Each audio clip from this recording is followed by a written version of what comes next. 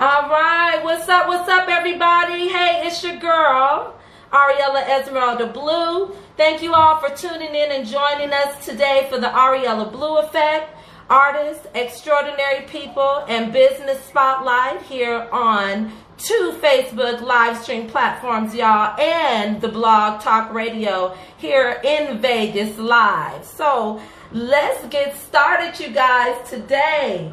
On the Ariella Blu Effect, the spotlight is on the amazingly gifted and talented, nationally known, internationally known, and acclaimed jazz singer and songwriter, the beautiful Miss Sharon Marie Cline, ladies and gentlemen. And just to give you a little sample of this beautiful woman and her voice, I'm going to play you a little bit from her upcoming album. And this song is called Close to You.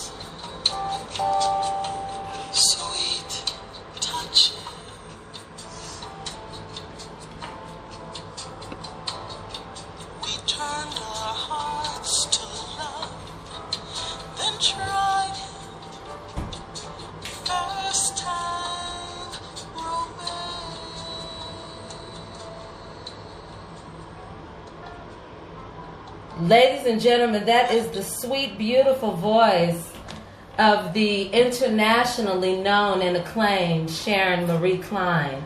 I just want to read a little bit from her bio so that you can understand who this wonderful woman is that'll be joining us. Sharon Marie Cline, internationally acclaimed vocalist. She is quickly becoming a favorite in LA jazz club scenes and abroad. She performs with the finest jazz musicians and in the most exclusive rooms on the West Coast and across the country.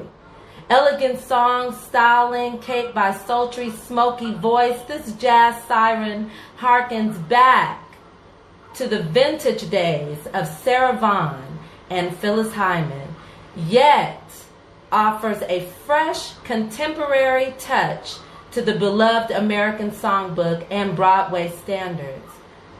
Though a Los Angeles-based songstress, she is in constant demand throughout the country and is customarily backed by a group that is called the Bad Boys of Jazz. They are originally from Jacksonville, Florida.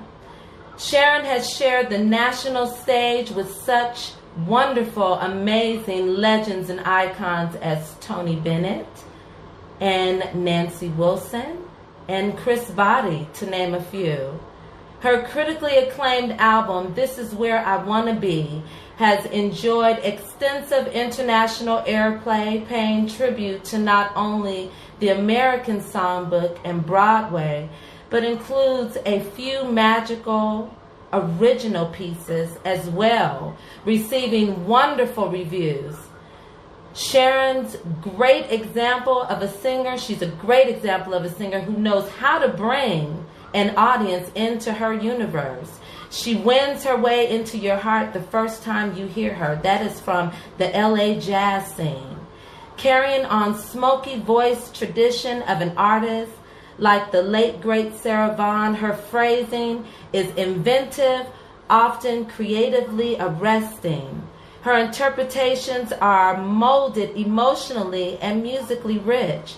This is the voice to be reckoned with. And she is the great Sharon Cline. And we are so thrilled to have her in our Blue Room today.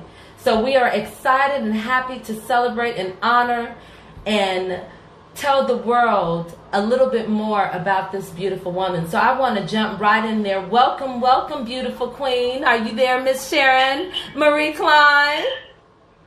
Well, thank you. Thank you so much for having me on your show today. Oh. I'm really happy to be here. Oh, man, we are really happy to have you on the line. We are all big jazz fans, and there are tons of jazz fans here in Las Vegas, so much that they've pressed a lot of the radio stations to make sure that they're including jazz segments out here in Las Vegas. So, I mean, it is amazing to talk to somebody who is pioneering in this field right now. And we haven't really had anybody doing that since like Billie Holiday days. So yeah, well, that's wonderful that, you know, it does seem like there is a little bit of a resurgence in the appreciation of this art form, you know, this genre in music. So it's an exciting time. yes, it is. Yes, it is. I want to jump right in there with these questions, Sharon, for you and your fans and your family and friends who might be listening in today. Can you please tell our audience just a little bit about where you grew up? Sure. I was one of the few who was actually born in California, but I did not grow up here. I was born in Los Angeles, but I grew up in Jacksonville, Florida. Wow. In a kind of suburban area. It was a really kind of, I'm happy to have had both those experiences. Like I lived in Los Angeles till I was 8. Wow. And then I moved to the suburbs. And it was nice to like have a little city and then have a little suburb. Right. And a little southern, and then have the southern influence, you know, with its positives and its negatives, because, you know, we learn and we grow and we lighten the diamond of ourselves through some of the positives and the negatives of life. So it was really great to be in Florida in the South, where you have opportunity for both, especially being a person of color. Yes, so, ma'am. I had many opportunities, and I had some disappointments, but it was really edifying as an artist. So I grew up there. I went to, oh my goodness. Are you still there? Yes, I'm still here. Okay, good. Sorry. We're all still here, Sharon. Good. I don't want to lose you. Okay. I went to college at the University of Florida. I majored in music and theater. I started doing, sitting in, first of all, my thesis was a nightclub act. That's how progressive my college was. So I started really studying what I call the masters of this genre: Billie Holiday, Frank Sinatra, Dexter Gordon, Count Basie, Sarah Vaughan is, Sarah Vaughan's my heart. Tony Bennett, so many amazing, I call them my masters. And started doing jam sessions and sitting in all around the city. Wow. And around the state.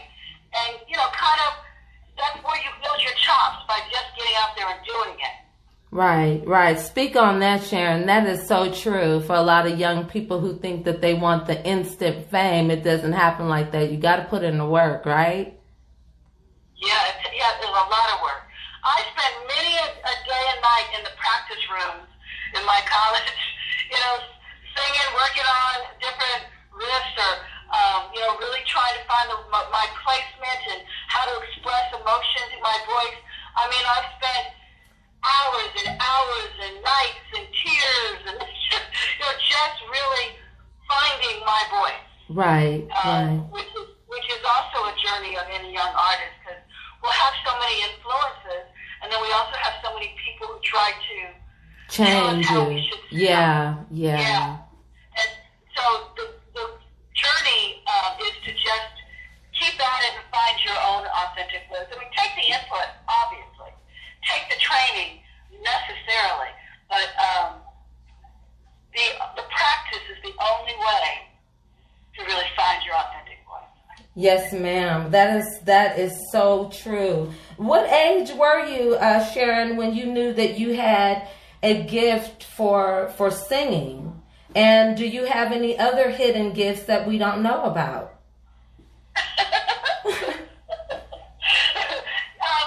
I think I do. You may know, you may not. I started, my mom enrolled me in singing classes and theater groups from a very early age because I was very shy as a kid, and she thought that would kind of help draw me out. And it worked. So I spent a lot of time in theater groups, so I also have a degree in theater. So I have a degree in theater and music. So I've done quite a lot of regional theater, some, short films and things like that. And I also bring my acting ability into my music and into my performances on stage. Nice. As well as how I interpret a song. I interpret a song as if it were a story, as if it's a real communication. So I do believe that came from my acting training. Wow, that's fantastic. So you have a secret weapon is your acting ability. Yeah. Are there any other ones that you want to name? Well, I'd like to say I was a triple threat and I can dance, but I'm not gonna lie. I'm a real great faker. Oh my God. Sharon. I've done several shows where I kind of pretend to dance. Like I've done tap dance shows and I've tapped around the stage. Oh my God. I'm not really good at it. Well, we definitely know where that strength is and that power is, and that's in that beautiful voice of yours that we were listening to. So coming into that and about your beautiful voice, what or who inspired you to begin this career in music? You did mention Sarah Vaughan. I know that people have compared you to Phyllis Hyman. Who was your inspiration that you would say really drove you to want to do this genre of music? I would say Sarah. As a youngster, I really love Billie Holiday now. But as a youngster, I didn't get her. Now I'm like, my God, how extraordinary she is. I understood Sarah immediately because of the depth of soul with which she sings, Right. But she's still so lyrical. Billie sings with such depth as well, but she wasn't as lyrical, so it was hard to really understand what that was. That was pain. That was angst. I didn't understand it as a vocalist as a kid. Right. So I would say Sarah, Nancy Wilson, and actually Barbra Streisand. I grew up singing Barbra Streisand songs since I was 14 years old. Right. I used to think I was Barbra Streisand. Well, you know what? Barbara has an amazing. That voice is remarkable. Yes, it really is. And the way she breathes emotion into her notes, I studied her to learn how to do that. That really meant something to me. How she didn't just sing notes. There was like emotion in the way she approached the notes, right, so that you could feel it on a deep level. And she was actually one of my teachers in that. As far as studying her recordings, and I sang most of her songs all through my high school and college years until someone told me, "No, you're not Barbra Streisand." Oh God! Oh Lord! You're not a Jewish girl. You're not a Jewish girl from Brooklyn. No.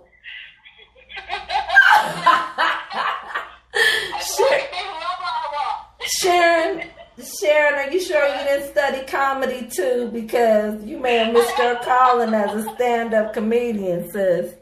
Well, that's a heavy talent, I guess. You got some punchlines. So you opened for some of your mentors like Nancy Wilson, Chris Botti. How can you tell me what was your most memorable moment while working with each one of those greats like Tony Bennett? And Yeah. Tony Bennett is just like he seems. You know, first of all, it's almost astonishing how much energy that man has. He's gracious.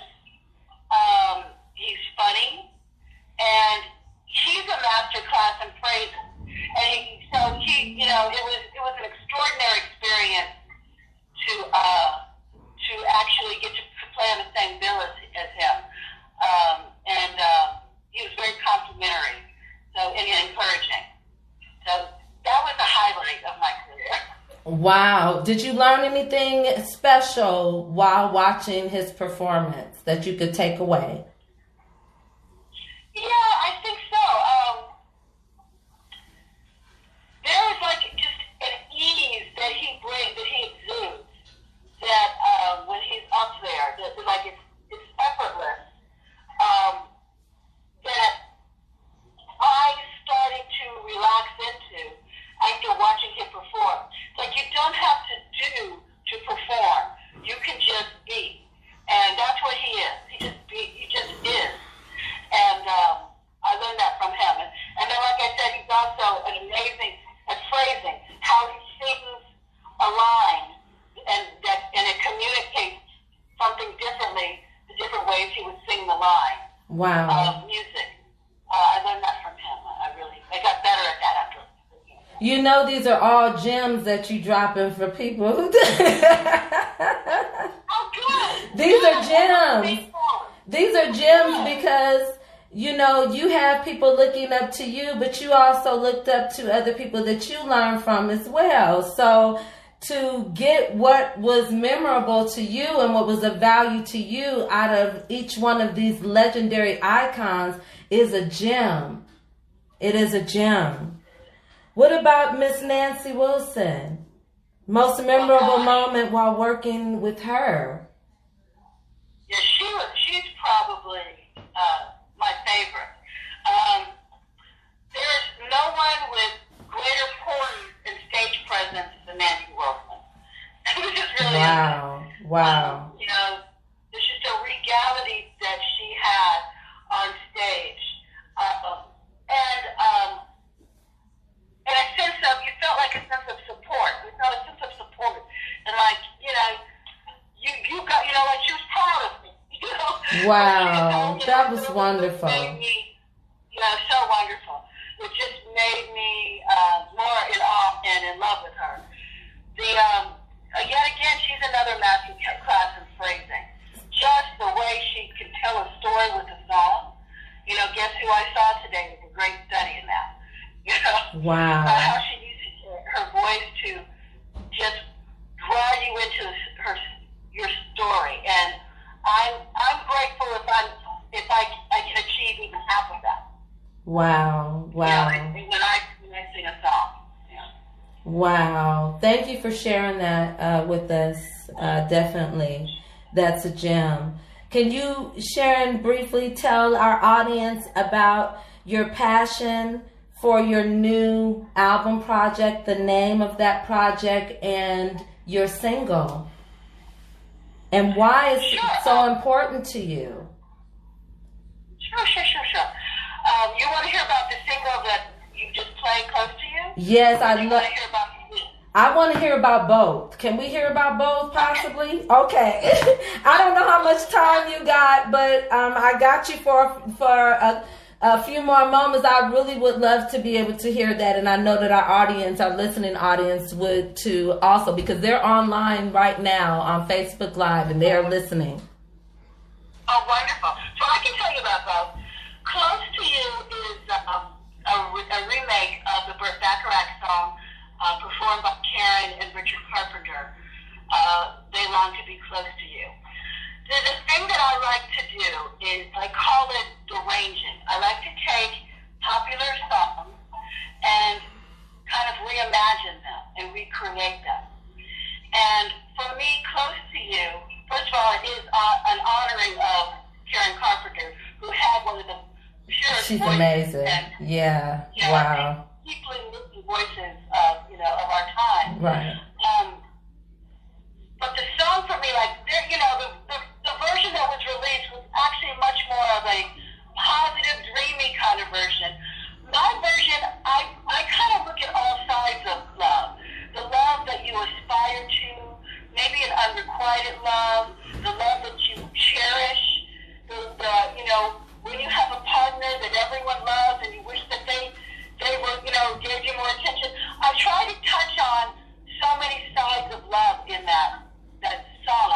and our reimagining of it, and also in the video that we did. There's a longing to close to you, but there's also like just you're almost taking a bath in the love of another person. It's both of them, that's kind of love. It's all of it kind of wrapped together, and that was my goal with that song. Wow, that is beautiful. I get, you know what? The way you express everything, sister, I know you're a great songwriter because I was just imagining it in my head. I was next to a fire. Okay. Nestle, thinking about your version of that song that I just hear, which happens to be one of my favorite songs when I was growing up as a kid. So it was wonderful to hear that sang in your way. It was beautiful. Thank you. And my new album, which is not titled yet, that we're in the studio working on right now, is I'm doing a lot of what I'm calling derangements. I'm taking some known songs, like Rio de Janeiro Blue, we're doing a rearrangement of that. Close to You will be on it. The Look of Love will be on it. We're taking some of those songs that people have heard and completely reimagining it, as well as bringing some new songs to the mix. So, nice. I don't know, maybe I'll call the album, maybe I'll call it Deranged. Are you taking bids from your listening audience and your fans as to song titles? I am. If anyone has an idea of what they'd like my next album to be called, it's all about love, obviously. It's romantic. It's the deep, soulful kind of churning of life and love, and our exploration through it all. So, if anyone has an idea that they want to share with me, I will give you credit on the album. Oh. And I use your title. I will give you credit on the album. Oh, you heard that, ladies and gentlemen, firsthand from Sharon Marie Cline today. So everybody, you all know that I post every link that I can for the artists where you can reach out to them, contact them, find them on social media platforms. So definitely look under the post for contact information on how to get in contact with Sharon, because she said that she'll give you credit on the album if she uses it. So there you go. Okay, Sharon, so let's talk a little bit more about any more upcoming projects or any more ventures or that you have coming up or shows that you would like to promote. Well, right now I took myself kind of off the road because we want to really focus on the album. The summer was so busy that I wasn't able to do it, so I need to get back into the studio. So we're going to spend till the end of the year working on the album. Of course, around Christmas time I'll do several concerts around the California area. So just check out my website, SharonMarieCline.com, to find out what the holiday schedule is going to be and where you can come and make a little merry with us and enjoy a nice holiday concert. So that'll be coming up during the holiday season. But right now we're in the studio working really hard. I have a few collaborations on the horizon that we'll be sharing in the next month on Facebook and Instagram. Okay, no tell who those collabs are with yet, though, huh? Not yet. We have to debut things in a very systematic way. Hopefully I piqued your interest. Okay. Well, I'm sure that you most definitely have, and I was so glad that you gave out that website. Are there any other social media platforms and websites that you can give to us on the air now where your fans can find you and your music? Absolutely. Instagram is Sharon Marie Cline, and that's spelled C-L-I-N-E, like Patsy Cline, Sharon Marie Cline. Facebook as well, facebook.com/Sharon Marie Cline. You can find me on iTunes, Spotify, Google Play, and all of your iHeart Music and YouTube.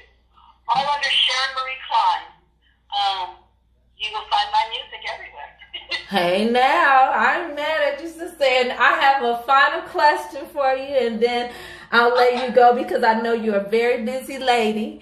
But my final question for you would be, can you please give some advice to any young person out there who may want to enter into this genre of music, which is way different than entering into any other type of genre of music?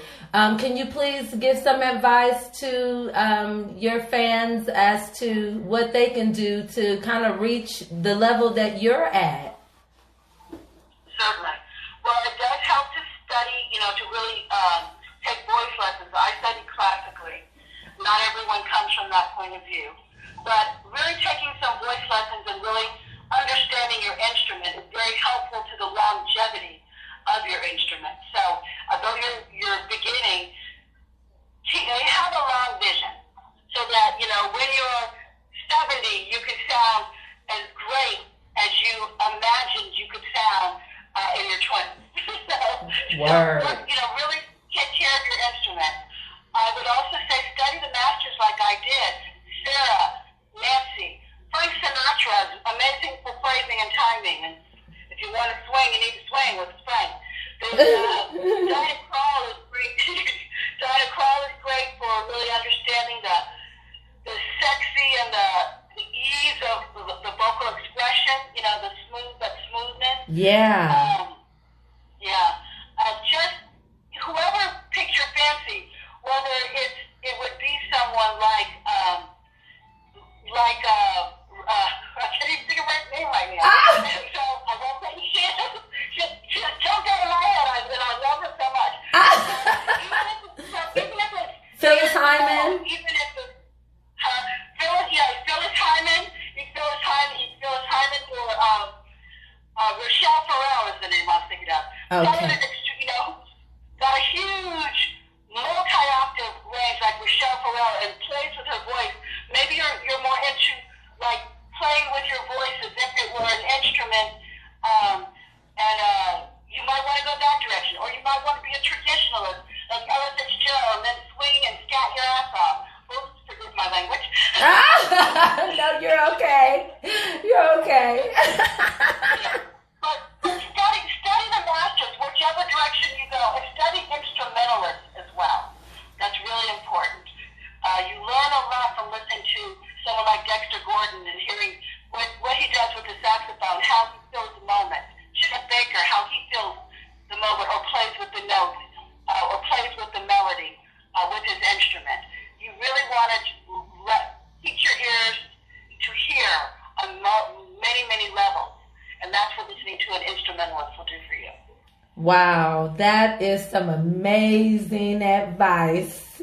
The beautiful Miss Sharon Marie Cline. We do share, by the way, the same middle name. Yes, we do. Yes, we do. And I just want to thank you again, beautiful queen, for taking your time out with myself and our fans and everybody out there listening that wanted to know more about you. People have been sharing our posts on all of the social media platforms, from Facebook to Instagram to LinkedIn to Twitter. So just so that you know. So I want to give you a moment. Is there anybody that you want to shout out? I know I wanted to tell Greg Hanley, thank you so much for sending you over.